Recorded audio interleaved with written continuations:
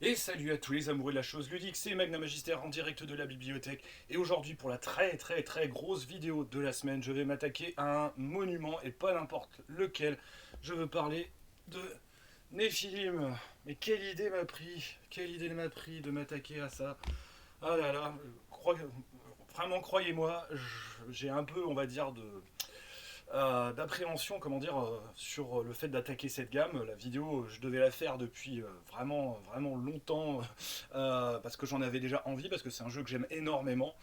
Mais c'est un jeu pour lequel je n'ai pas toute la gamme, pour un jeu sur lequel je ne suis pas un spécialiste. Et l'ennui, c'est que pour parler de Nephilim, eh ben, d'une certaine manière, c'est dur de le faire de manière légitime sans être un grand spécialiste. Et il y a des plus grands spécialistes que moi de Nephilim, même si je l'ai maîtrisé, que je l'ai maîtrisé encore dernièrement, justement avec la dernière édition, l'édition dite Légende, la cinquième édition de Nephilim. Mais voilà, c'est un jeu qui m'est un peu passé. Je suis un peu passé en dessous dans les années 90. Je l'ai découvert réellement quand est arrivée donc la troisième édition, dite Révélation, que j'ai vraiment beaucoup aimé.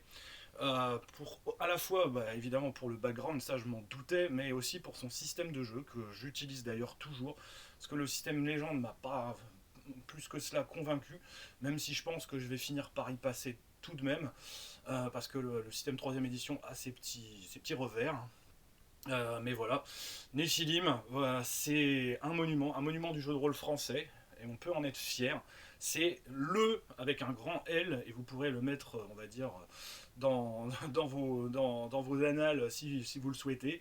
Voilà, c'est le jeu de rôle occulte contemporain. Il n'y en a qu'un seul, c'est celui-là. Tout le monde peut nous l'envier parce que ben, voilà, on a un jeu qui est hyper abouti sur le sujet, sur le genre, sur la proposition ludique. On n'est pas mieux. Je pense que pour trouver comment dire quelque chose de plus exhaustif, de plus original, de plus tout, tous les superlatifs peuvent on va dire, se, s'empiler les uns sur les autres justement pour parler de ce jeu. Voilà, mais comme c'est le jeu le plus, évidemment c'est le jeu aussi avec le plus de revers, parce que c'est un jeu évidemment qui va vous demander énormément d'investissement, que ce soit en tant qu'MJ ou en tant que joueur, qui va vous demander d'ingurgiter un background qui est vraiment phénoménal, mais qui est génialissime, mais qui est phénoménal. Bon, alors certains diront oui, de toute façon ils n'ont rien inventé, ils ont fait que reprendre, on va dire, bah oui, mais il faut le faire. Fallait le faire et déjà il fallait le faire pour que ce soit. Alors je dis pas que c'est super abordable, je vais pas dire ça non plus parce que bon voilà, faut quand même on va dire avoir quelques petites notions quoi, ne serait-ce que quelques notions d'histoire je pense. Et ça serait déjà pas mal d'avoir des notions d'histoire pour appréhender pas mal de choses. Et après, évidemment, sur quelques thèmes occultes, avoir évidemment quelques petites infos. Quoi. Voilà. Donc, si vous avez fréquenté, on va dire, ce que je dirais être le minima de la culture, on va dire, du rôliste moyen qui joue à des jeux fantastiques, normalement, il y a des choses qui devraient déjà vous parler. Mais là, on entre vraiment dans de l'occultisme très poussé, et quand je dis poussé, c'est-à-dire qu'il est vraisemblable, c'est-à-dire qu'il se base vraiment par rapport à des documents historiques, à des documents réels qui existent pour les gens en tout cas qui sont, on va dire, férus d'occultisme et qui croient en l'occultisme, qui croient, on va dire, au monde surnaturel, à la magie, on va dire, à la cabale, qui croient, on va dire, à toute cette dimension ésotérique. Et ben voilà, là, Nephilim utilise tout cela et donc l'a adapté, l'a, on va dire, ouais, digéré pour, on va dire, l'accorder à ses principes de base. Voilà, donc Nephilim, c'est un jeu qui fait extrêmement peur. Moi, c'est un jeu qui m'a fait, on va dire, quand même assez peur pendant très longtemps. Bah, je l'ai quand même maîtrisé il y a peu de temps parce que j'ai vraiment trouvé une campagne bah, donc dans la saison 2 justement de Nephilim Legends. Je vous montrerai le coffret évidemment dans un instant. Voilà, j'y ai trouvé on va dire, ma petite, voilà, ma petite perle qui m'a permis de rentrer dedans. Donc voilà, j'ai créé un scénario d'introduction pour introduire la campagne, puisque je n'ai pas fait jouer les scénarios avant. Parce que normalement, on va dire, il y a des scénarios de la saison 1 dite, voilà, qu'il faut jouer avant. Donc moi, j'ai fait ma propre introduction, et après, donc j'ai défilé la campagne. Pour l'instant, c'est en suspens parce que, ben, voilà, faute, on va dire, de joueurs. Parce que ben, les joueurs qui s'investissent, comment dire, dans les films, il n'y en a pas beaucoup. Hein, on était vraiment une petite table de 3 joueurs.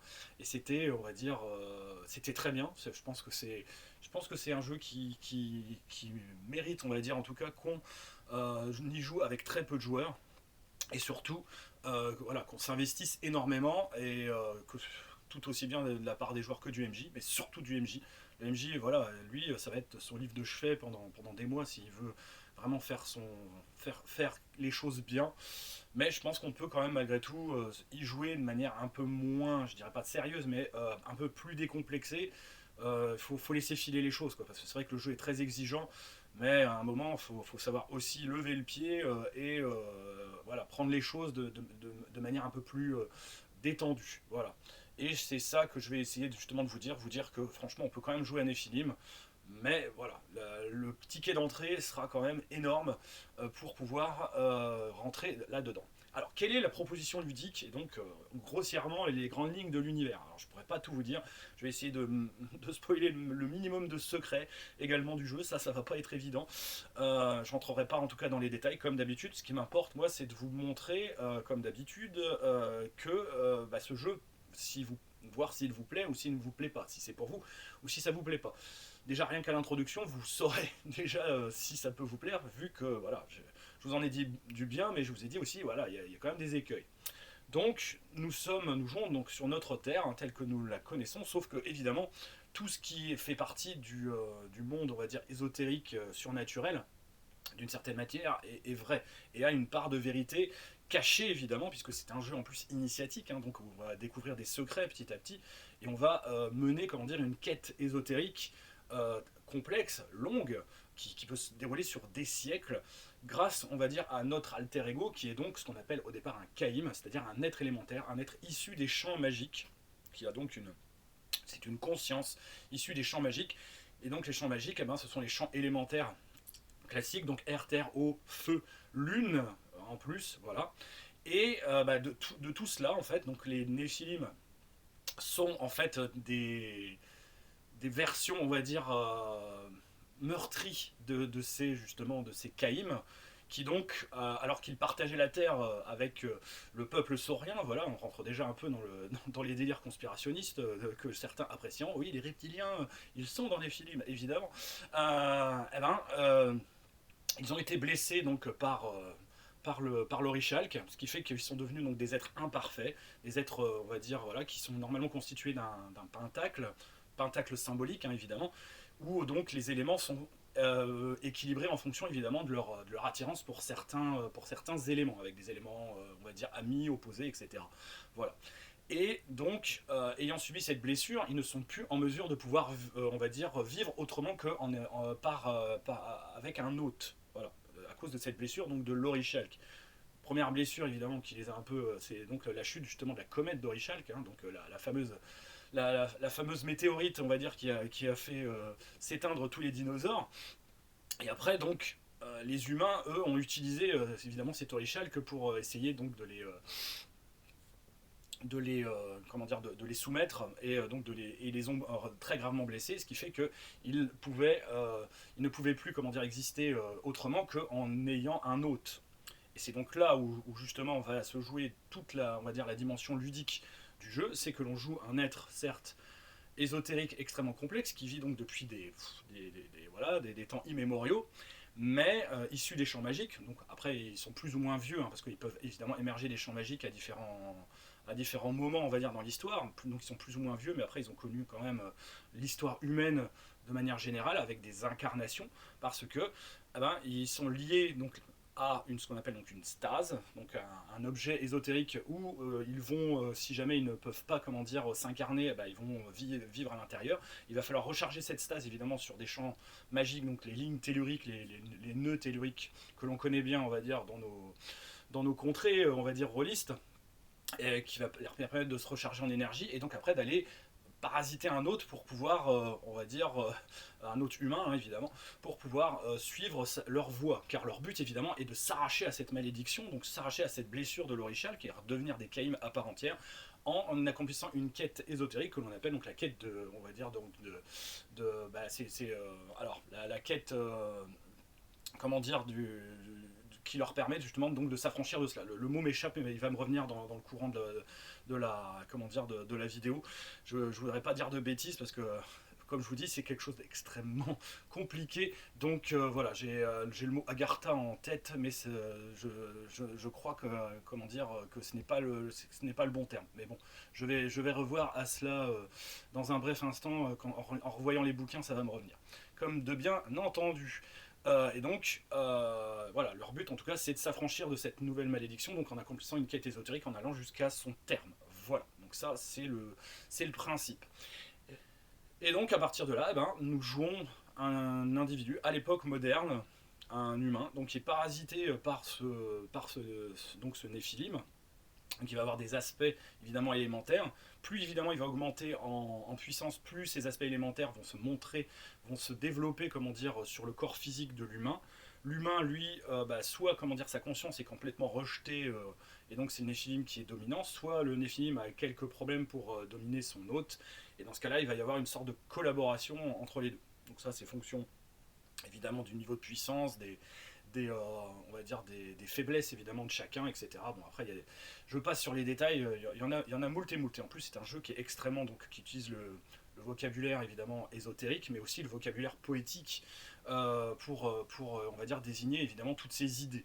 Donc c'est ça qui est extrêmement important. Donc, ouais, si, c'est bien ça, c'est l'Agartha, hein, j'ai pas dit de bêtises, voilà, en revoyant mon pense-bête, j'ai pas dit de bêtises. J'en suis désolé, hein, comme je vous dis, le jeu est vraiment très complexe, et il y aura peut-être des lapsus dans la vidéo, je m'en excuse pour ceux qui connaissent très très bien le jeu, qui n'en prennent pas ombrage. J'essaie d'en parler avec sincérité, et on va dire sans en tout cas utiliser ni de prompteur, ni on va dire sans lire un texte, parce que je serais moins spontané, et donc ça serait vraiment très très très très chiant à écouter, je pense. Voilà. Donc c'est pour ça que toutes mes vidéos, je préfère les improviser et le faire, comment dire, comme ça, pour on va dire plus de naturel. Voilà. Bon après, les gens apprécieront ou pas, mais moi j'aime pas lire un texte, hein, j'en suis désolé. Donc on est à l'époque moderne, donc en première édition évidemment on était dans les années 90, après au début des années 2000 pour la troisième édition, parce que première et deuxième édition c'est la même période. Quatrième édition, donc on était dans les années 2010 à peu près, et donc l'édition Légende, on est à notre époque actuelle, donc les années 2000, depuis la sortie, donc c'est-à-dire 2018, voilà, c'est à peu près 2018-2019. Et donc à partir de là, ils vont se réincarner, reprendre possession d'un corps humain, donc le plus adéquat s'il possible, et utiliser, on va dire, au mieux cette enveloppe pour arriver à leur fin. Donc évidemment, ça va aller je fais ma quête de l'Agartha, donc j'essaye, comment dire, d'accomplir, comment dire, une quête ésotérique qui pourra d'ailleurs être partagée aux autres et permettre aux autres Néphilim de pouvoir la partager. Soit je rentre, comment dire, de plein pied dans des luttes ésotériques extrêmement complexes, donc entre les arcanes, donc arcanes mineures, arcanes majeures, puisqu'évidemment il y a les arcanes majeures qui sont celles des Néphilim, donc c'est tiré donc des 22 arcanes majeures du tarot, qui sont donc autant de voies, comment dire, vers l'Agartha justement. Chaque maison correspond à une voie vers l'Agartha, mais chaque maison aussi est un nid de vipères conspirationnistes qui tentent évidemment de tirer la couverture à soi et on va dire, d'embêter on va dire, le copain. Enfin le copain, on va dire le Néphilim, qui devient d'une certaine manière un adversaire, parce que chacun en fait a sa propre philosophie et veut, on va dire, d'une certaine manière qu'elle soit la seule efficace pour arriver à leur fin. Et donc c'est des conspirations évidemment qui peuvent prendre des tournures assez dramatiques, et en tout cas qui durent pour certaines depuis des siècles. Et c'est ça qui est vraiment l'intérêt du jeu. Et en plus, donc, il y a les 4 arcanes dites mineures, donc le bâton, le denier, la coupe et l'épée. Donc voilà, dans l'ordre que je ne me trompe pas, donc les Templiers évidemment, la Synarchie, les Rose-Croix et les Mystères. Voilà. Si je crois que je les ai dit à peu près dans l'ordre, sinon de toute façon vous permutez. Quand je vous présenterai les suppléments, je vous redonnerai évidemment qui appartient à quoi. Donc évidemment là, ce sont des confréries d'humains qui ont existé évidemment depuis la nuit des temps pour certaines, et qui sont évidemment des ennemis ou alors des alliés de circonstance parfois, mais en tout cas surtout des ennemis, surtout les Templiers. Hein, c'est l'ennemi, on va dire juré, naturel, on va dire, du Néphilim, qui donc voilà. Et eux, les Templiers, évidemment, vont tenter de les détruire, ou alors de les utiliser en créant ce qu'on appelle des homoncules. Voilà. Et ça, je révèle rien en disant ça, hein. De toute façon c'est assez connu et c'est très craint évidemment des Néphilim. Donc on va définir notre personnage à l'époque actuelle par rapport à ses incarnations passées. Et c'est ça qui est vraiment l'intérêt dans le système de jeu, c'est que voilà, on va dans la création définir les incarnations passées et donc voir quels sont les événements auxquels on a pris part, et ça va nous donner évidemment notre vécu, nos compétences. Et ça, ce système-là, il existe vraiment depuis la première édition. Au niveau du système de jeu, on est au départ, donc c'était le basic role-playing, donc voilà, carac pourcentage classique, hein, donc système Cthulhu, RunQuest et Stormbringer et compagnie, qui en troisième édition est donc passé à un système D20 sous, on va dire, un facteur qui était déterminé par une difficulté, on va dire, sur une table de résolution universelle, une difficulté et un niveau, on va dire, de compétence. Moi, je trouvais que le système était vraiment très très simple et très très très efficace. C'est pour ça que je l'ai vraiment apprécié. Alors attendez, est-ce que je peux vous montrer la table en question? Normalement, elle est sur la feuille de personnage de la troisième. Voilà, la fameuse table, hein, qui est au milieu là. Voilà, et moi c'est ce que j'utilise encore en ce moment quand je joue ma campagne, parce que je trouve que c'est simple, efficace et que ça marche plutôt bien. Bon, par contre, la création de personnages est un petit peu fastidieuse, et voilà. Mais bon, on y est arrivé, et une fois que c'est créé, c'est quand même beaucoup plus simple. Et une fois qu'on s'est mis d'accord, franchement, le système tourne bien et ça permet de favoriser l'ambiance et on va dire de faire en sorte que le système de jeu, on va dire, passe un petit peu au second plan. Et sur un jeu avec cette proposition là, c'est l'essentiel. Pour l'édition, donc comment dire, quatrième, bon, qui est vraiment la mal aimée, elle est très très belle, mais voilà le système. Donc là, je crois qu'il est repassé à un système justement à pourcentage, si mes souvenirs sont bons. Et pour l'édition Nephilim Légende, c'est un système à pourcentage où donc là, avec en fonction de différents éléments de la feuille de personnage, qui ne sont plus, il n'y a plus de caractère, plus vraiment de compétences, c'est plus des vécus et des savoirs. Qui vont donc se transformer en pourcentage d'une certaine manière et on va dire avec des résultats particuliers déclencher certains effets en fonction des résultats sur les dés de pourcentage. Voilà. Mais généralement, on a toujours une compétence qui est par incrément, comment dire, de dizaines. Par exemple, si vous avez un vécu pour votre compétence qui est à 5, ça vous fera 50% et on jette, et en fonction de certains résultats des unités, ça déclenchera des effets particuliers. Voilà. Globalement, c'est à peu près ça au niveau du système de jeu. Donc dites-vous bien que au niveau du système, en tout cas de résolution, Nephilim, c'est pas ça le plus compliqué. Le plus compliqué, il est dans le background et dans la création de personnages aussi, quand même un petit peu pour certaines éditions. Et surtout sur la gestion, comment dire, des pouvoirs et du monde ésotérique. Là par contre c'est un gros morceau et il faut faire très attention parce qu'il y a certaines éditions qui sont vraiment très très déséquilibrées et qui peuvent mener, on va dire, un peu au tout et au grand n'importe quoi si on n'y prend pas garde. Voilà. Bon globalement voilà, après un petit peu moins de 20 minutes pour vous présenter globalement ce que c'est. Maintenant je vais pouvoir passer justement à la présentation de la gamme. Et donc je commence évidemment par la première édition. Alors, que j'aille la chercher, parce que j'ai des piles de bouquins partout, évidemment. Donc la première édition, que voici, donc la première édition de Nephilim, qui elle donc date de 92 pour la première édition du livre de base. Voilà. C'est quand même, c'était une chose, c'était vraiment un ovni qui était paru à l'époque sous nos contrées, donc un livre qui doit faire un tout petit peu plus de 200 pages, je crois. Si mes souvenirs sont bons, ouais, c'est ça, 225 pages à peu près. Donc il n'était pas parfait, hein, il était même voire même assez buggé, hein, il y avait plein de coquilles et tout, mais il y avait déjà, comment dire, les graines qui étaient semées. Donc voilà, on avait la feuille de personnage, vraiment version basic role-playing system adapté, comment dire, aux propos. Alors, je ne sais pas si le basic role-playing system est la meilleure chose, mais en tout cas, il avait le don d'avoir été, si je puis dire, étraîné pour faire du jeu de rôle contemporain d'enquête, et c'est ce que Nephilim globalement est. Hein. Il y a extrêmement peu de combats, ou alors s'il y a des combats tout de suite, ça termine très très mal. Dans toutes les éditions, hein, c'est extrêmement, on va dire, meurtrier, et il vaut mieux pas, comment dire, se mêler à ce genre de choses. On avait des systèmes évidemment très très bien vu pour justement gérer les obstacles, les enquêtes, tout était résolu, on va dire, avec la table universelle comment dire, d'opposition qu'on connaît, on va dire, à Cthulhu. Hein. Voilà, il y avait tout qui était en germe et qui était vraiment bien fichu. Bon, évidemment, au niveau du background, c'était les prémices. Il n'y avait vraiment pas assez pour se mettre sous la dent. Et donc, justement, l'édition a été complétée par une foultitude de suppléments, vous n'en douterez pas, que je fasse les choses. Donc, il y avait évidemment des scénarios. Donc, le premier scénario, Les Veilleurs. À savoir que donc pour l'édition Légende, il y a eu pas mal de rééditions hein, de ces vieux suppléments et donc des rééditions, j'allais dire upgradées, on va dire améliorées de cela. Donc Les Veilleurs, c'était donc le scénario de base. Voilà, je vous en parlerai plus voilà, sur la première édition, parce que la première édition, Le Souffle du Dragon, donc c'était dans une pochette en papier craft, hein, mais donc là, souvent la pochette en papier craft, elle n'a pas survécu. La campagne, on va dire, mythique, qui a elle aussi été rééditée, donc je vous la montrerai dans la version légende, elle est quand même beaucoup plus belle.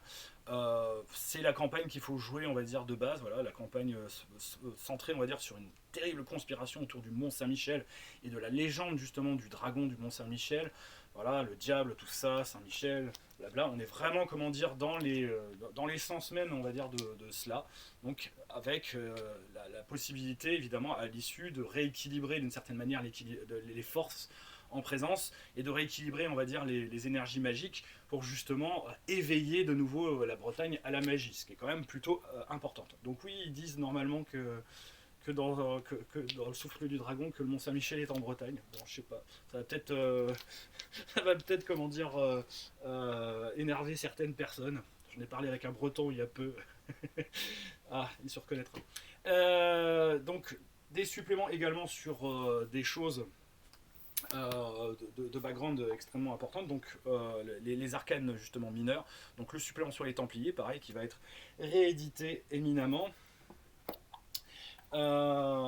Les mystères, pareil, ont le droit à leur supplément. Voilà. Les Rose-Croix, alors là je crois que celui-ci il est paru pour la deuxième édition, si mes souvenirs sont bons. Mais bon, la deuxième édition c'est une revue et corrigée de la première, un peu moins buggée. Le livre donc sur les arcanes majeures, qui est très réduit parce qu'après il y a eu évidemment tous les livrets. Donc il y a eu une collection de 22 livrets. Alors les 22 livrets je les ai, mais seulement en version photocopiée parce que tous les trouver. Surtout à l'époque où j'ai commencé à faire la collection, donc c'était après les années 2000, ça commençait à devenir très très compliqué. Ceux qui ont fait aussi la collection des codex Dagon me comprendront. Ben là c'était encore pire, sauf que là il y en avait 22. Voilà. Vraiment décidément multissime. Aïe aïe aïe. Leurs jeux sont vraiment extrêmement intéressants. Voilà, il n'y a pas eu vraiment de raté chez toutes les éditions, enfin tous les jeux confondus étaient d'une très très grande originalité. Hein. Donc j'ai déjà fait la chronique de Guild, vous verrez quoi. Viendront plus tard évidemment d'autres jeux que j'ai adorés comme Retro Future, ça c'est prévu pour bientôt, Dark Earth, etc., etc. Donc vraiment que des jeux qui ont marqué, on va dire, l'univers ludique. Bah là, voilà, c'est des jeux qui sont toujours extrêmement plébiscités, recherchés par les rôlistes qui savent, si je puis dire. Donc la description des 22 arcanes majeurs, voilà, il est réduit mais suffisant pour comprendre déjà de quoi il s'agit. Mais après, voilà, le livre donc des adoptés, les livres des adoptés, c'est comme ça qu'ils s'appellent. Parce que quand on fait partie d'une arcane majeure, on est un adopté. Eh ben, ils vont évidemment être, je dis pas, ils sont pas indispensables, enfin ils sont dispensables, c'est ça que je voulais dire. Mais malgré tout, ils sont intéressants si un personnage joueur veut faire partie d'une arcane majeure, sachant que bah, c'est à la fois la meilleure et la pire des choses parce que bah, c'est un réseau de contacts, c'est un réseau d'amis, mais c'est aussi que des emmerdes avec des conspirations et des dissensions dans le groupe à l'issue, surtout s'il y en a qui sont issus de comment dire, comment ça s'appelle, d'arcades majeures différentes évidemment et concurrentes. Les Arthuriades, donc les suppléments dits en fait de période historique. Donc les Arthuriades, c'est une des périodes d'incarnation et donc là ils avaient tout fait pour le faire jouer. Ça, c'était une très bonne idée, mais à la fois une très mauvaise idée. C'est super fragile. J'en ai jamais vu un exemplaire, même en boutique, qui n'était pas, on va dire, déjà abîmé, alors qu'il n'était même pas. Voilà, moi je l'ai légèrement abîmé. Je m'en suis fait des frayeurs. Et également, alors un des aspects du jeu dont j'ai pas parlé, puisque donc il y a la lune, mais il y a aussi donc son aspect, je dirais, sombre, perverti, qui est la lune noire. Et certains Néphilim se sont affranchis déjà de la malédiction en vendant en fait leur cas lune, transformés en lune noire, pour devenir, on va dire, des êtres immortels, qui n'ont plus besoin de stase évidemment, qui n'ont plus besoin, on va dire, voilà, qui sont devenus des sortes de vampires, hein, faut pas se cacher la face. Et donc dans la première édition, il y avait ce fabuleux supplément Sélénime, que je ne vous montrerai pas en version légende parce que je ne l'ai pas retrouvé, il est épuisé et introuvable. J'en suis désespéré d'ailleurs de ne pas pouvoir le trouver. C'est ce qui m'avait le plus désespéré quand j'ai repris justement la campagne, c'est de ne pas avoir ce supplément parce que bah, c'est un archétype de personnage que ma femme adore jouer, que le Sélénime. Il faut dire, voilà, c'est quand même badass le Sélénime. Jouer un vampire au milieu des Néphilim, c'est toujours plutôt sympathique. Voilà, c'est très sombre, très goth. En plus, ils ont des, euh, des voies de magie, enfin ouais, des voies ésotériques qui sont vraiment super intéressantes, très poétiques, très macabres. Voilà. Et donc, il y a toute une histoire évidemment autour des Sélénimes. Dans la première et deuxième édition, ils sont évidemment extrêmement mal vus, rejetés, voire même on tire dessus à vue, que ce soit à peu près tous les Sélénimes, tous les Néphilim contre eux. Dans la troisième édition, à partir de Révélation, on commence un petit peu, on va dire, à mieux les accepter, sauf certains extrémistes qui supportent pas grand-chose. Voilà. Donc ça, c'était pour la gamme première et deuxième édition. Et donc, la deuxième édition, alors ça, si vraiment vous voulez vous mettre un Néphilim sans vous prendre trop la tête, c'est vraiment celle que je vous conseillerais. Elle est complète, je trouve, pour commencer. Et elle est belle. Elle est débuggée par rapport à la première édition. C'est pas forcément la plus recherchée. Même si bon, les suppléments de première et deuxième édition sont quand même parfois, je dis pas les plus chers, mais c'est voilà, il y a pire sur Terre. Très sincèrement, celle qui est la moins recherchée, de toute façon, c'est la quatrième édition. Et la troisième édition, c'est les plus faciles à trouver. Le reste, c'est un peu compliqué. Moi, je la trouve vraiment belle et efficace. Il n'y a pas tout, évidemment, mais il y a quand même tout pour commencer. Il y a même un scénario donc, à l'intérieur qui se passe justement. Alors, c'est celui-là qui se passe à. Je crois que c'est à Provins. Oui, c'est ça, la Rose de Provins. Donc en plus, ville évidemment éminemment ésotérique en elle-même, hein, Provins, puisqu'il y avait une commanderie templière très connue et que c'est une ville médiévale. Voilà. Et donc il y avait un écran. C'est vrai que je ne vous ai pas montré l'écran de la première édition. L'écran de la première édition était vraiment très moche. Voilà. Donc l'écran de la deuxième édition avec la tour de Babel. Voilà. Évidemment, hein, les événements bibliques sont extrêmement importants dans Néphilim. Alors que je vous montre quand même. Bah non, je l'ai pas l'écran de la première édition. Je croyais que je l'avais, mais en fait non. Mais de toute façon, il est pas beau. Ça ne sert à rien. L'écran de deuxième édition est déjà un peu mieux. Surtout les suppléments de la première édition qui étaient vraiment indispensables. Voilà, c'est les fameux livres occultes.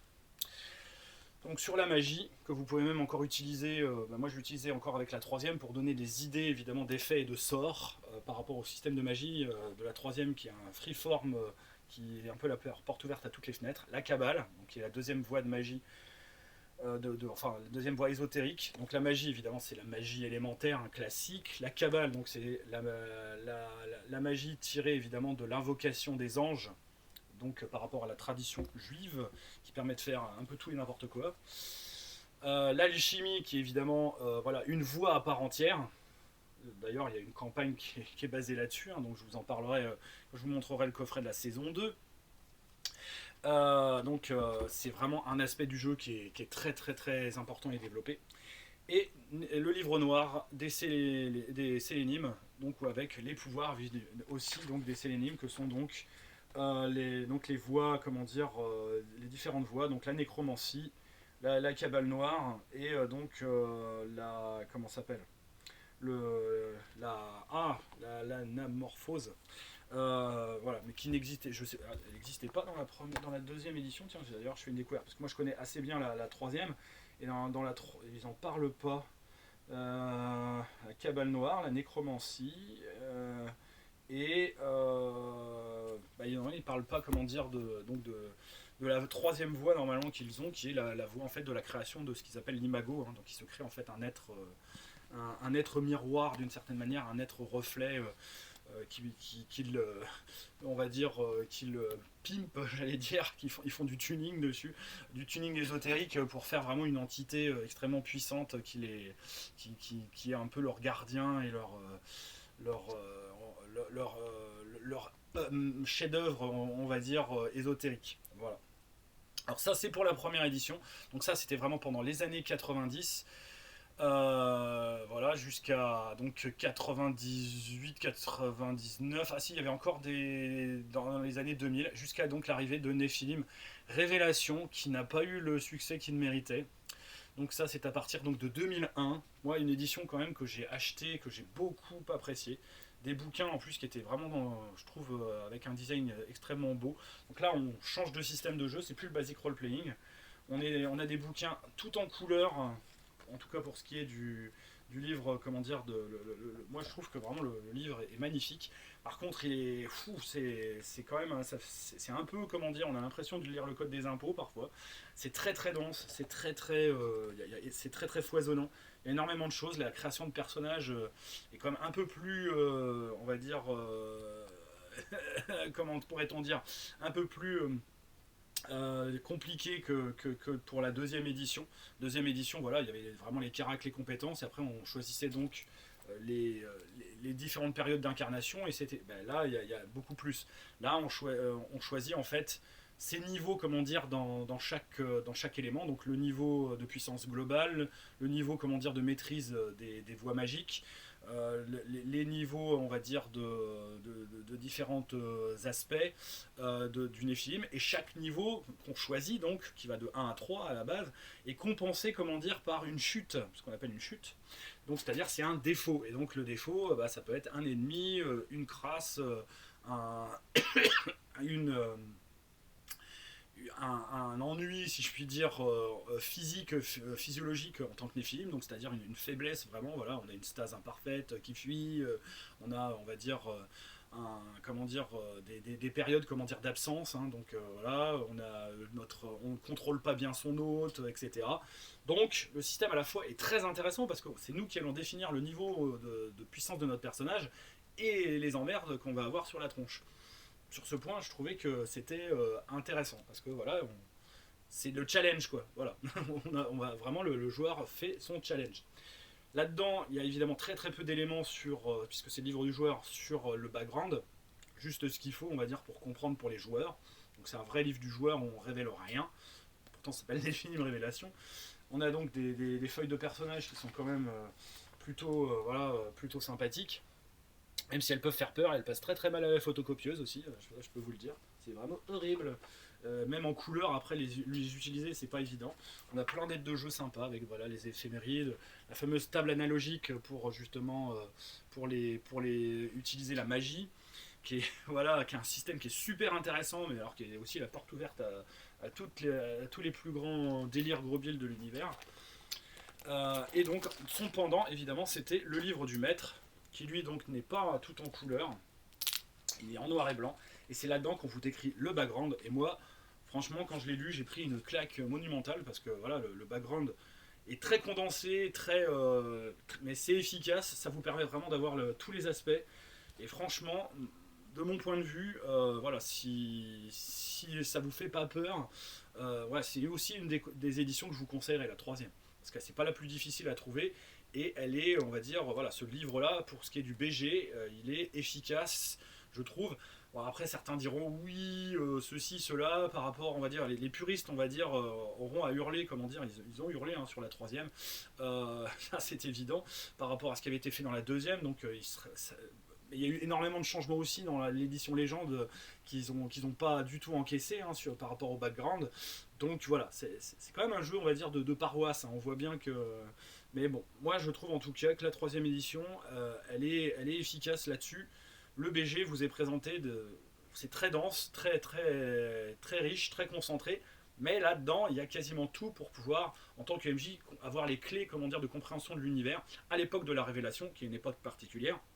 Donc évidemment, Révélation, c'est la traduction de Apocalypse, hein, donc ça ne veut pas dire que c'est la fin du monde, mais c'est la fin d'un certain monde des Néphilim, du moins c'est elle qui l'attendait, donc Là, c'est la bataille ésotérique finale d'une certaine manière qui va avoir lieu et qui, puisqu'il y a une quatrième et une cinquième édition, le monde ne s'est pas effondré pour autant. Voilà.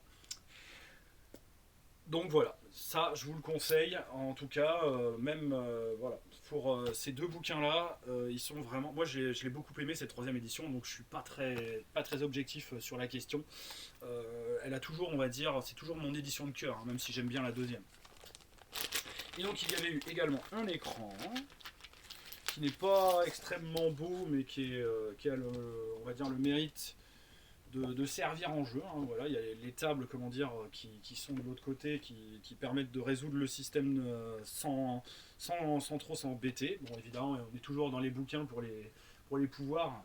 C'est pour ça que j'avais fait d'ailleurs les photocopies des pages, comment dire, des pouvoirs, on va dire, des sélénimes, des néphilim. Parce que pour la magie, c'est pas utile, parce qu'ils ont des sorts, on va dire, d'improvisation, hein, c'est freeform. Mais pour les autres pouvoirs, genre les pouvoirs des sélénimes, c'est vraiment très utile.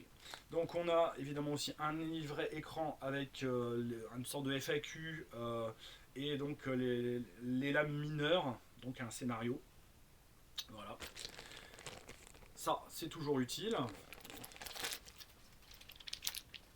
Et ensuite, on a eu évidemment quelques suppléments. Comme je vous dis, la gamme n'a pas eu, faut dire, aussi Multisim a fermé ses portes alors que donc ils étaient en train d'éditer la gamme. Elle est quasiment complète quand même, hein, pour ce qui est de la troisième édition. Donc le livre évidemment sur les Néphilim avec plein d'options, plein de choses, plein de trucs en plus et surtout on va dire surtout des règles. Hein. Et également aussi des présentations évidemment de grandes figures des Néphilim. Donc il y a aussi quand même une partie background, mais on va dire plus pragmatique. Voilà, pour connaître évidemment, en connaître un peu plus sur les différentes figures, hein, puis c'est comme ça qu'on les appelle, les figures donc, du monde des Néphilim. Et la même chose évidemment pour les Sélénimes, voilà, avec aussi la présentation de leurs différents protagonistes. Donc il y a un point de vue aussi, hein. Il n'y a pas que des Sélénimes qui sont présentés en tant que PNJ, il y a aussi tous ceux qui ont, on va dire, des relations, des contacts évidemment avec eux, plus évidemment la partie règles pour, on va dire, développer des nouvelles voies, etc. Donc c'est par rang, hein, par cercle, donc ça va du cercle 1, 2, 3, etc. Et qu'on retrouve d'ailleurs jusque dans la 5e édition. Les Archaïm, qui était la petite nouveauté qui avait fait hurler certains, donc voilà, c'est des cœurs d'énergie qui se forment, on va dire, de manière spontanée, qui sont en fait un peu des sortes de sous-néphilim. Ils les considèrent pas vraiment de toute façon comme des néphilim. Hein, donc à la fois, voilà, on les aime pas trop. Hein. Dans des groupes de joueurs, j'en ai jamais vraiment trop inclus. Je crois que j'en ai un, comment dire, à ma table de jeu en ce moment. Je crois que c'est. Je crois que. Ah non, c'est bien un Néphilim. Mais je sais que j'en ai eu un à ma table quand j'ai commencé à jouer. Les pouvoirs sont intéressants. Voilà, c'est basé en plus sur vraiment la symbolique du zodiaque, ce qui est plutôt sympathique. Et oui, si j'ai un Archaïm, je crois, à ma table. J'ai un doute là. Ça me dit quelque chose. Je me dis, tu vois, ça me dit quelque chose. Mais bon, comme je confonds les deux campagnes que j'étais en train de jouer.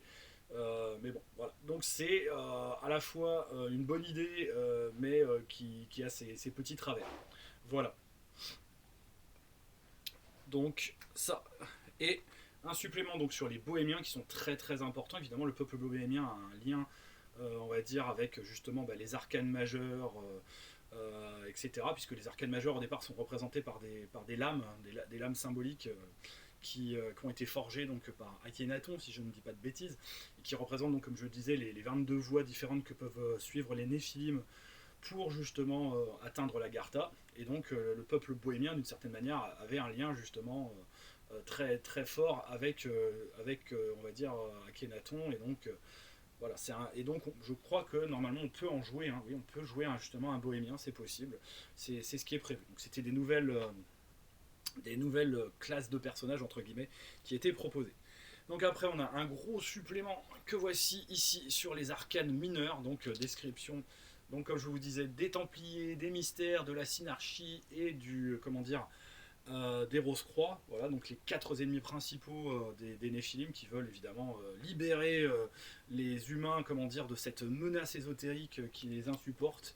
Voilà, donc tout est pareil décrit par chapitre pour les mettre en jeu en tant qu'ennemis et vraiment les mettre en scène de la manière la plus satisfaisante possible. Et donc voilà, il y a de quoi faire aussi, c'est un supplément quand même de 200 combien oh, c'est terrible. Pourquoi ne mettent-ils pas la pagination dans... Ouais, bon, ce qui est un peu logique, mais quand même. J'arrive pas à voir où sont marquées les pages. Bon, en tout cas, c'est un gros bouquin. Il doit faire à peu près un peu plus de 250 pages. Et après, il y avait des scénarios, évidemment, et campagnes qui étaient proposées. Donc, il y a les Atlantéides, qui lui, évidemment, donc sur le mythe de l'Atlantide, qui est très important, évidemment, aussi dans Néphilim. Vous vous en doutez bien. Voilà, là, on a affaire à un livret scénario un peu moins dense, voilà, de 70 pages. Pour se mettre dans le bain, et une grosse campagne Almogavir, voilà, qui est la grosse campagne, on va dire, du jeu, qui va vous amener vraiment partout, qui va vous permettre également donc de suivre évidemment les événements de cette édition Révélation. Voilà. Donc là, on était dans la 3e édition. Alors, il y a eu donc une édition, 4e édition, dite édition 20e anniversaire, qui est donc, comme vous le doutez, est sortie donc en 2012. Voilà, moi j'étais super heureux, j'ai été l'un des premiers à la précommander. Voilà, le coffret est magnifique, mais elle a fait un gros flop, ça a déçu pas mal de fans. À l'intérieur, donc voilà, en plus la mienne, elles étaient présentées en coffret parce qu'après il y a eu une version livre, toute numérotée.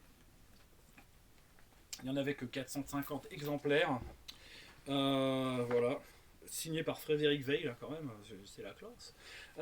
Et donc tout était présenté sous forme de livret, mais il y a eu donc une édition en bouquin unique, voilà, qui est ressortie après. Donc édition très mal aimée parce que voilà, le système de jeu était pas terrible. Pourtant moi je trouve que en termes de design des livres, elle était vraiment magnifique. Il y a toujours possibilité normalement de retrouver le kit de démarrage en PDF de celle-ci. Franchement, la réalisation, en tout cas, la réalisation, comment dire, technique, esthétique, éditoriale, était très très belle, mais le jeu n'a pas rencontré son public. Les gens qui connaissaient Néphilim ont vraiment n'ont pas aimé du tout cette édition. Voilà. Après, donc, on a un livre évidemment sur chacun des différents aspects, donc chacun des Néphilim, chacun des éléments, voilà, avec franchement des superbes couvertures, moi je trouve.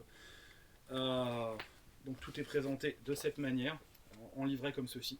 Moi je trouve que voilà, l'édition elle vaut quand même le coup, rien que pour on va dire, pour son aspect esthétique, malgré tout, même si donc elle était loin d'être parfaite, et on lui en a voulu. Elle n'a pas été, je pense, elle n'a pas été beaucoup jouée. Moi-même, voilà, je l'ai lu, mais je ne l'ai pas. De toute façon, j'ai passé surtout des années à essayer de trouver mon groupe de joueurs et à me décider à me dire que j'étais digne de pouvoir maîtriser ce jeu. Donc, évidemment, ça n'a pas été très facile. Donc après, la description évidemment des différents Néphilim, le codex de l'Agartha également qui fait partie. Il y a donc des vestiges du théâtre solaire qui doit être un scénario, si mes souvenirs sont bons. Voilà, c'est ça, c'est un scénario qui est à l'intérieur. Le livret anniversaire des 20 ans, donc là, c'est un peu une sorte de revue de la gamme, donc, qui est quand même assez utile. Et un écran qui était également à l'intérieur. Voilà. Avec donc les valeurs de caractéristiques, les échecs automatiques. Donc voilà, donc c'était un système à pourcentage. Avec croisé une difficulté et un niveau qui donnait donc un pourcentage comment dire, à tester évidemment en fonction du niveau de caractéristique et de la ça ressemble un petit peu, on va dire en simplifié, au système Rêve de Dragon. Voilà. Et donc comme je vous disais, il y avait eu un kit d'introduction que voici, hein, qui avait été distribué en boutique, le kit de démarrage, voilà, avec les bergers d'Arcadie. Voilà. Mais tout ça a été évidemment repris dans l'édition Légende, hein, revu, corrigé. Il y avait des tirés à part aussi qui étaient vraiment magnifiques dans cette édition, qui sont les couvertures en fait, hein, évidemment, des livrets. Voilà. Et donc on pouvait jouer que des Néphilim, et les gens avaient un peu hurlé à propos évidemment de la manière dont avait été traité le background, qui était à la fois très imparfait, très insuffisante, et les choix qui avaient été faits n'avaient pas été appréciés. C'est dommage, parce que comme je vous dis, c'est un très bel objet. Donc vous pourrez la retrouver évidemment, comme je le disais, sous forme de livre de base relié. C'est celle que vous trouverez, on va dire, je pense, le plus facilement et pas trop cher. Mais bon, là, je vous ai prévenu, ça vous plaît ou ça vous plaît pas. Et donc, pour terminer, c'est ce qui va me prendre normalement le plus de temps, c'est de vous définir évidemment l'édition la plus récente, donc celle que vous pourrez encore trouver, même si ça commence à devenir compliqué de trouver, donc soit directement chez les éditions Nemos, où vous pouvez commander donc les livres que je vais vous montrer, soit pour les boutiques qui ont pledgé. Il y a encore des coffrets qui existent. Je sais que voilà, le coffret, moi je l'ai acheté à la boutique de Tours, donc ils en ont encore un qui est en boutique, le coffret de la saison 2. Et à savoir que la saison 3, à l'heure où je tourne cette vidéo, donc on est au mois d'août, la troisième saison, normalement, c'est pour la rentrée, hein, elle va être en financement participatif. Et à chaque fois, c'était très très grosse souscription qui coûte une blinde. Hein. Je vous rappelle que voilà, l'édition pour la première saison, si on voulait avoir la totale, c'était dans les 250 euros. 300 même, la saison 2 c'était à peu près ça, hein, quand on a acheté le coffret. Moi je l'ai acheté en boutique, hein, et donc c'était quand même super, super intéressant. C'est bourré évidemment de matériel. Donc sur la première édition, il me manque quelques petites, enfin la première saison de Néphilim Légende, il me manque quelques petites choses, en particulier le supplément Sélénim. Franchement, s'il y a des éditeurs, les éditeurs qui m'écoutent, rééditez-le s'il vous plaît. Je crois qu'en plus je leur avais posé la question au Fige, chez les 12 singes. Ils m'ont dit que non, normalement, ça ne sera pas, ça ne sera pas réédité. Et j'en suis bien dégoûté, parce que voilà, il ne me reste plus que le marché de l'occasion, et les gens qui l'ont ne veulent pas s'en séparer. Donc on a affaire à un très beau bouquin pour l'édition Légende de, donc voilà, on en est à 380 pages. L'édition est vraiment magnifique. Voilà, une mise en page très sobre, mais avec de très très belles illustrations, voilà, avec les tableaux, pour les différentes incarnations en page, en troisième et en deuxième et troisième de couverture. Voilà, un système de jeu, donc comme je vous disais, à pourcentage.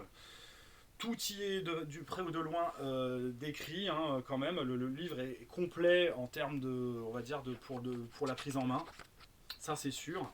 Mais voilà. La chose va quand même se développer uniquement à travers les suppléments. Donc voilà, avec les différents types de Néphilim, hein, évidemment. Le serpent, l'ophidien, donc les différents. Là, c'est pour la lune, l'elfe et le satyre. Donc, comme je vous avais dit, pour chaque en fait élément, il y a deux types de simulacres. C'est comme ça qu'on le dit, qui vont se développer plus ou moins, et donc ils vont développer au fur et à mesure de leur expérience ésotérique, ils vont développer évidemment les traits, de ce simulacre. Et ça va petit à petit se voir évidemment sur leur corps humain, et ça va être de plus en plus dur à cacher évidemment leur pouvoir.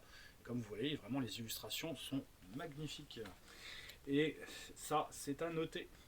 Voilà, donc ça c'est le livre de base, donc avec tout ce qu'il faut pour créer son perso et comprendre quelque peu là-dedans ce qui se passe. Un scénario aussi, donc Is l'Éternel, qui est, on va dire, il y a Non Nobis Dominé aussi, qui est le scénario numéro 2, et la Nouvelle Atlantis. Donc ces trois scénarios-là démarrent en fait la campagne donc, de la saison 1, qui vont après passer par le Souffle du Dragon justement, etc., etc. Donc il y a une chronologie de campagne, à suivre quelque peu. Mais moi j'ai pas fait comme tout le monde, je suis passé directement à la saison 2 parce que ça m'intéressait beaucoup plus ce qui se passait au niveau des événements de la saison 2, et une campagne en particulier qui moi m'a scotché. Voilà, donc on a tout ça. C'est un très beau bouquin, celui-là il vaut donc 55 euros. Vous pouvez le trouver encore, hein. Et il y a vraiment tout ce qu'il faut dedans, malgré tout, pour vous mettre le pied à l'étrier. Mais voilà, ça ne sera pas suffisant. Il vous faudra quand même investir dans des suppléments. Et franchement, si vous investissez dans des suppléments, à la fois vous serez, comment pourrait-on dire, émerveillé, gavé, mais vous ne serez pas déçu. Vous en aurez pour votre argent à n'en pas douter. Il y avait donc, évidemment, pour cette gamme de la première saison, donc à couverture bleue, c'est comme ça qu'on les reconnaît, un écran. Donc voilà, par Nicolas Camiade, qui a fait aussi des œuvres pour justement Imperator en particulier. On reconnaît son style, voilà, avec tous les tableaux qu'il faut pour gérer le système de résolution de base. Comme pour le reste, va falloir quand même aller piocher dans le livre.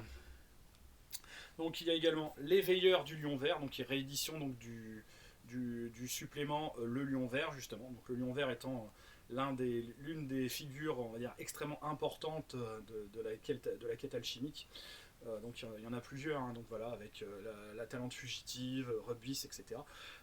Donc c'est un personnage évidemment extrêmement manipulateur qui sera probablement le mentor, mais aussi un peu comment dire, le fixeur, si je puis dire, des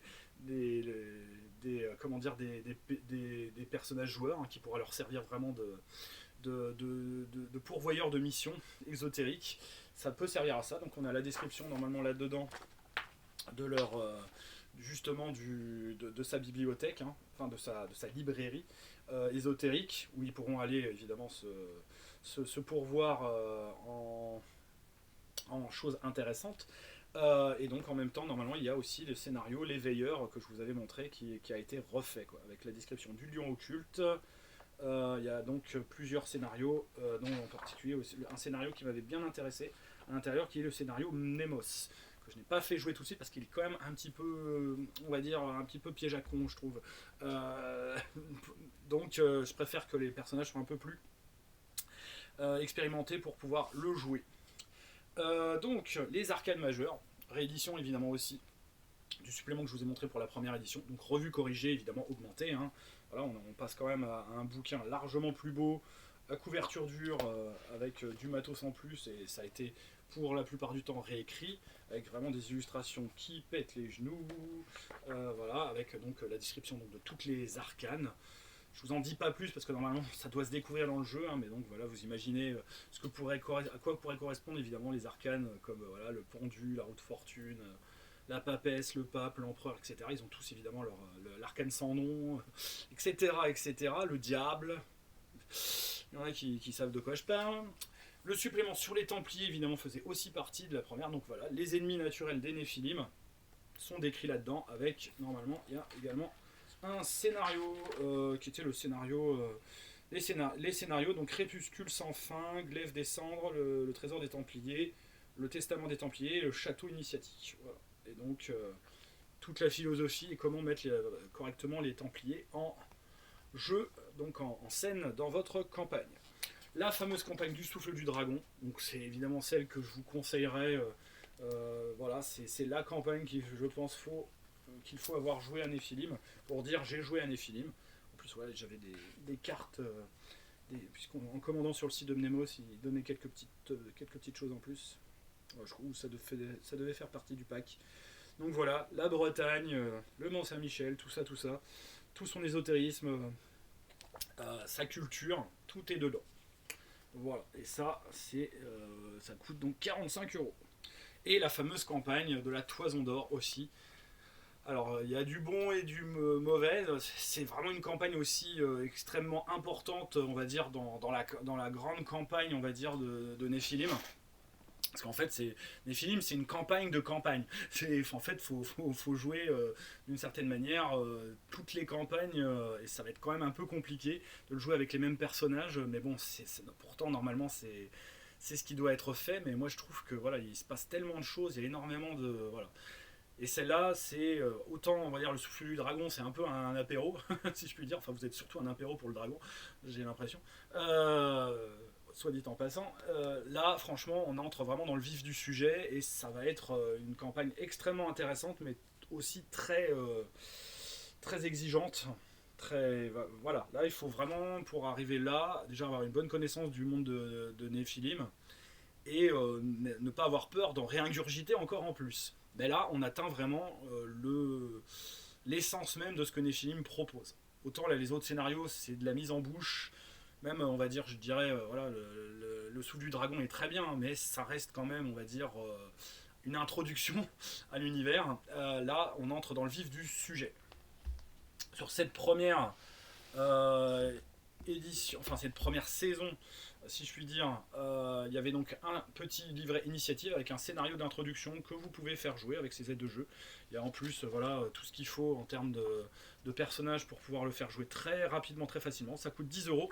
Si vous voulez savoir si Nephilim ça vous plaît, c'est le meilleur moyen de le savoir. Ça vous coûte que 10 €. Vous testez, vous lisez très vite le truc, vous le faites jouer. C'est très synthétique évidemment, vous n'aurez pas, voilà, vous n'aurez pas tout, mais c'est très bien. Il y avait également pour cette première saison donc l'Atlanta Fugians, qui va être un livre qu'ils vont donc découvrir en jouant normalement les scénarios comment dire, de la première saison, mais qui vous leur sera utile dans la campagne du même nom. Voilà, un livre vraiment présenté comme un livre ésotérique qui présente donc les clés de compréhension de cette voie justement vers l'Agartha, d'une des voies alchimiques qui est la voie donc de la Talente fugitive. Voilà. Et donc ça, c'est voilà, un supplément, on va dire, c'est une aide de jeu, à la fois c'est un accessoire, un props si je puis dire, qui sera vraiment très très utile. Et il y avait donc, également le grimoire du Néphilim pour le premier tome. Il y en a un deuxième tome hein, qui est dans, on va dire, oui si, c'est pour la première saison aussi. Parce que je crois qu'il y a un troisième tome après avec le coffret, comment dire, de la saison 2. Et donc il y avait également le tarot, hein, évidemment. S'il n'y a pas de Néphilim, pas de tarot, ça serait un peu, voilà, si vous aviez des cheveux et que vous n'aviez pas de shampoing, ça serait pareil.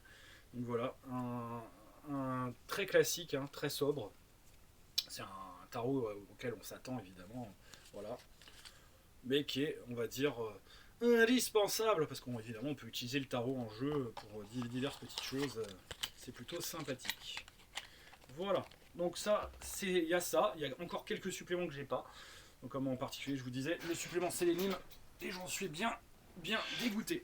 Donc ça, c'est la pavasse de la deuxième édition. Là, voilà, je viens de me faire une crampe, luxation du poignet, et je viens de décéder d'une crise cardiaque, rien qu'en le soulevant. Et donc voilà, ça c'est ce qu'il y a à l'intérieur. C'est pas rien, hein. Donc quand on vous dit que voilà, les coffrets sont d'extrême qualité et bien remplis. Donc on a dedans, alors je ne connais pas en détail, hein, puisque moi je me suis surtout attaché à la campagne que je suis en train de leur faire jouer. Donc les secrets donc, de Donimo, qui va donc avec la campagne justement de la Talente fugitive. Donc les poursuivants de la Talente fugitive, la campagne que je suis en train de leur faire jouer, qui est prodigieuse, elle est belle en plus, cette édition. Il y a donc des aides de jeu à la fin encartées, voilà, avec les plans comment dire, des différents scénarios. Il y a des illustrations qui pètent les genoux concernant évidemment tous les poursuivants de la Talente, donc ceux qui concrètement suivent la voie comment dire, de la Talente. Voilà. C'est tous les grandes figures qui sont vraiment des personnages super intéressants, qu'on découvre au fur et à mesure de la campagne, avec qui on interagit, et c'est vraiment voilà quoi. Et donc voilà, la Talente justement, qui est évidemment l'objet final de cette fabuleuse quête. Donc j'en dis pas plus. Voilà. Ensuite donc l'Assemblée du Seuil, qui est aussi une réédition hein, donc d'un scénario qui existait. Donc là je n'en sais pas énormément plus parce que je ne les ai pas encore bossés. Je suis déjà concentré là-dessus. Le compact d'Arcadia, puisque le thème de la saison 2 tourne évidemment autour de la cité d'Arcadia, de sa redécouverte entre guillemets, et donc de la manière on va dire dont la communauté des Néphilim va se réorganiser évidemment autour pour justement peut-être suivre une voie comment dire commune de l'Agartha dans une sorte de cité idéale. Je simplifie, hein. Le théâtre de la mémoire, voilà, aussi pareil, donc là on est plus donc encore dans une autre campagne, c'est que des campagnes en fait hein, qui sont à l'intérieur, ou des gros scénarios, toujours sur la même constellation. Donc là, on a un supplément encore évidemment de grosses campagnes qui se passent évidemment enfin c'est je dirais des campagnes, des lieux comment dire pour vos campagnes. Donc plein de villes en fait françaises ésotériques qui vous sont données par le menu. Donc on a Bayeux, Évreux, Amiens, Chartres, Orléans, Paris, Bourges, Reims, ça tombe bien. Et donc voilà. Donc là c'est les lieux comment dire qui vous serviront pour développer la moindre aspect campagne de cet opus. L'extraordinaire Tour de France de Maître Jacques, donc là vous avez la description dans celui-ci, c'est normalement quasiment département par département une légende on va dire d'intérêt pour pouvoir développer des scénarios. Voilà, donc par exemple dans la Manche vous avez le faux dauphin de Saint-Lô qui peut donner lieu on va dire à des scénarios également. Donc vous avez à la fois des campagnes mais aussi des outils pour développer tout cela. Le grimoire du 3e siècle, hein, en version, donc vous voyez, les premières éditions ils étaient en version, on va dire, bouquin de poche, là ils sont en version livre normal, si je puis dire. Et plein d'aides de jeu, donc voilà, des facsimilés divers et variés, donc par exemple du magazine du monde occulte, etc. etc. Plutôt rigolo. Et en tout cas, voilà, ce sont vraiment des coffrets extrêmement denses, foisonnants, avec énormément de matos. On n'a pas le temps d'en faire le tour. Ils ont déjà édité comment dire la saison 3. Je sais même pas si tous ceux qui jouent à Nephilim vraiment, vous me le direz en commentaire, ont réussi à ne serait-ce que dépasser déjà tout le matos de la saison 1. Voilà. C'est quand même assez prodigieux. Mais bon, voilà, c'est des choses que je vous invite, si vous avez les moyens, et si vous êtes vraiment transcendé par le jeu, à vous procurer. Parce que ça en vaut la peine. Et ben voilà. Je crois avoir fait le tour. J'ai pas été très long. Je pensais que je le serais beaucoup plus. J'ai essayé d'être synthétique. De toute façon, voilà, je voulais également en dire le moins possible. Essayer d'en dévoiler le moins possible. Parce que c'est un jeu qui se découvre. C'est un jeu à secret. C'est un jeu initiatique. Mais pas dans le mauvais sens du terme. Hein. Voilà, le but, c'est pas de créer sa secte pour jouer à Nephilim. Il faut quand même pas non plus pousser comment dire, le vice jusque-là.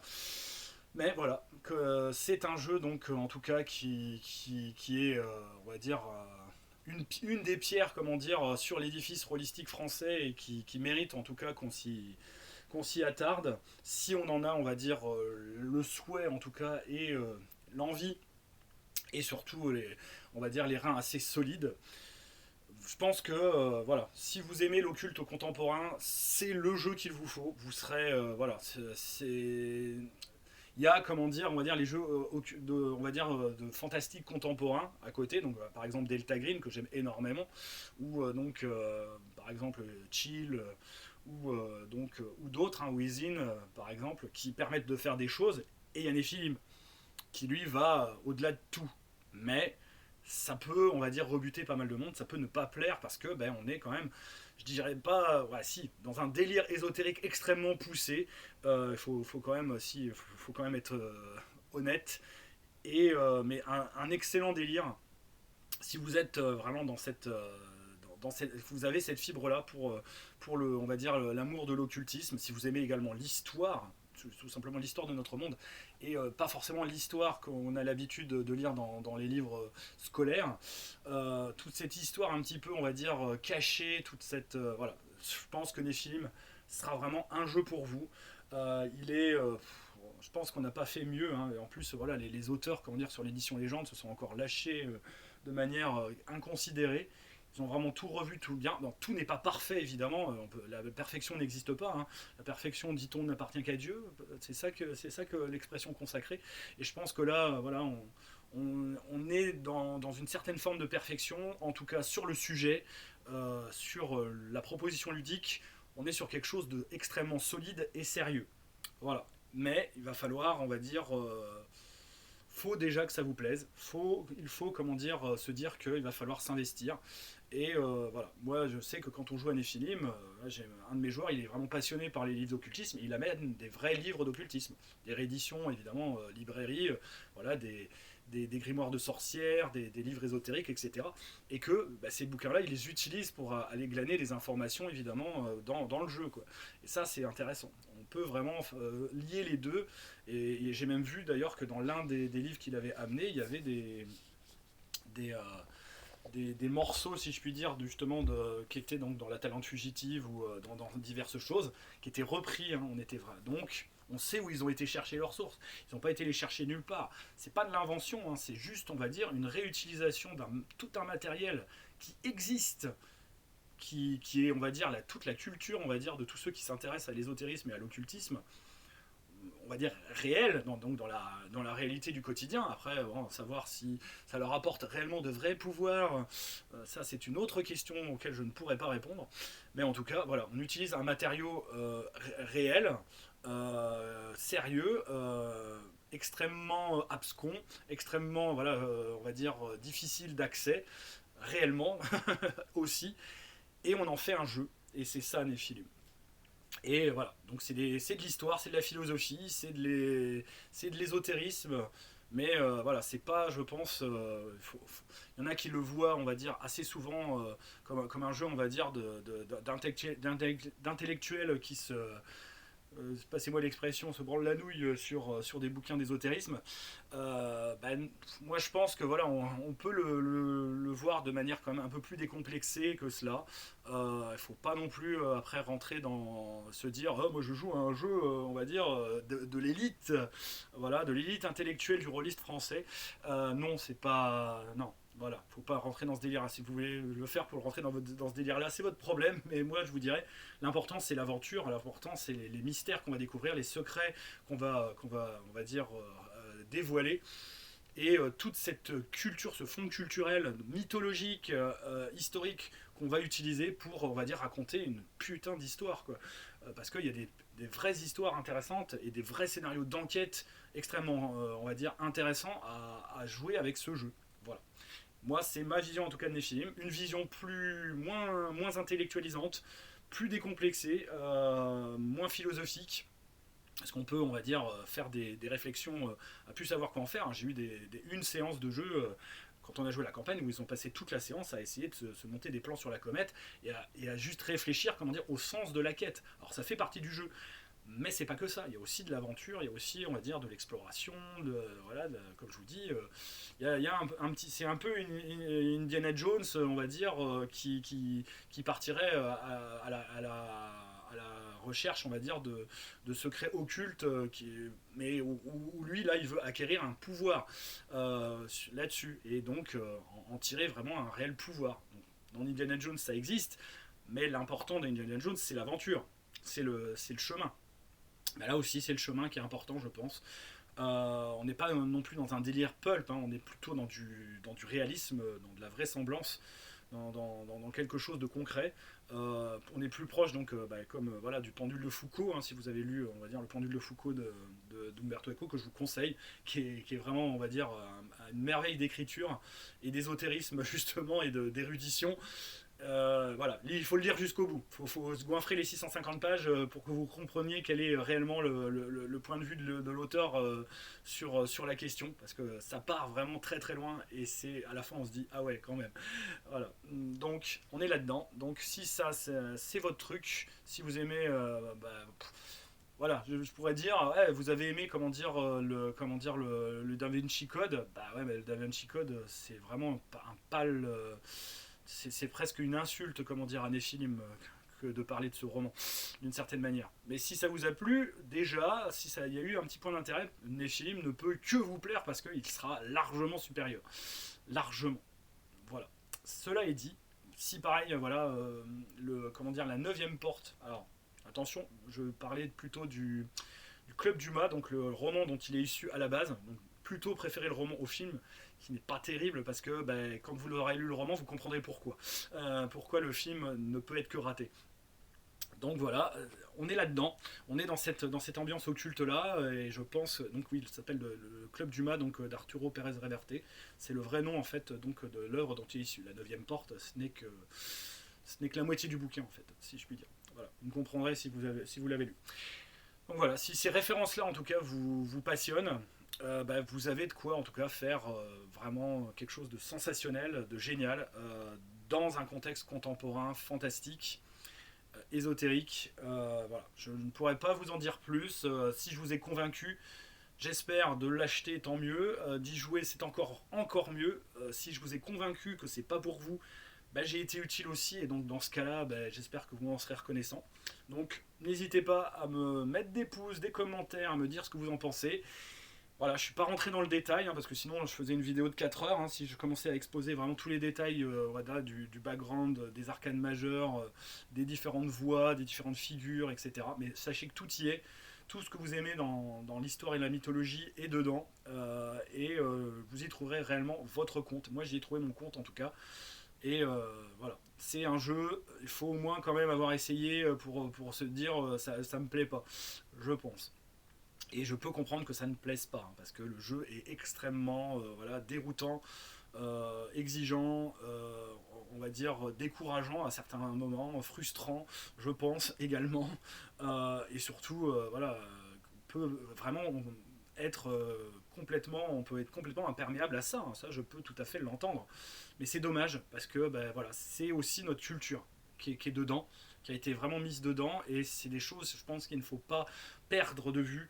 euh, Parce que voilà, moi je parle en tant que vraiment historien, et l'historien, voilà, ce jeu lui a parlé parce que il utilise l'histoire d'une manière vraiment intéressante, je pense que ça va dans le bon sens, même si parfois c'est un petit peu trop, quand même, sur certains aspects c'est assez fumé, quand même. Il y a quand même des réflexions et c'est très haut perché, on est bien d'accord, mais ça n'en reste pas moins super intéressant d'avoir mis en valeur tout ce fond culturel, toute cette culture qu'on n'étudie pas, on va dire, quand on étudie l'histoire. Et c'est dommage, parce que ça nous montre un certain regard justement sur la manière dont les gens voyaient le monde occulte, voyaient le monde qui était autour d'eux, ce qu'ils ne comprenaient pas, et arriver, on va dire, à créer des mystères et des secrets de rien en fait, de pas grand chose, mais des choses qui étaient importantes pour eux, parce que voilà, c'était des choses concrètes, enfin concrètes, des choses, on va dire, qui avaient énormément d'intérêt pour eux à l'époque. Voilà. Donc voilà, c'était Magna Magister. Merci d'avoir écouté cette vidéo jusqu'au bout. Donc commentaires, pouces, abonnement aussi, n'hésitez pas. Je pense que cette vidéo était attendue. J'espère vous avoir plutôt satisfait. On peut continuer à en parler si vous voulez sur le Discord. Il n'y a pas de souci, je suis prêt à discuter avec vous.